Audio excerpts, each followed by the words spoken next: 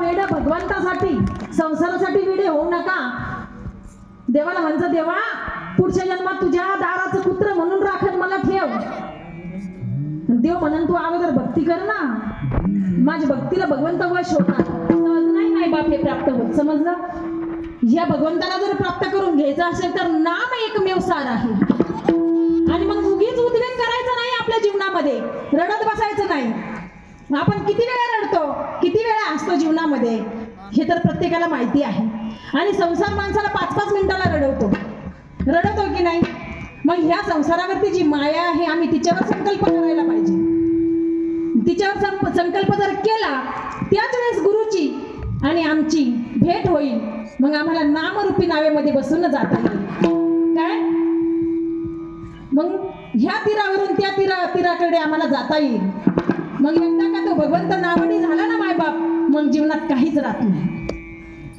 भगवंत जर आमच्या नावेचं नावाडी झाला ना जीवनात काहीच राहत नाही. राहतं का जीवनामध्ये काही. मग भगवंत आम्हाला म्हणतात, आम्हाला संत सुद्धा सांगतात की बाबा ना तुम्हाला जर इतकं सांगून कळत नाही म्हणल्यावर मग आता एकच करावं लागेल.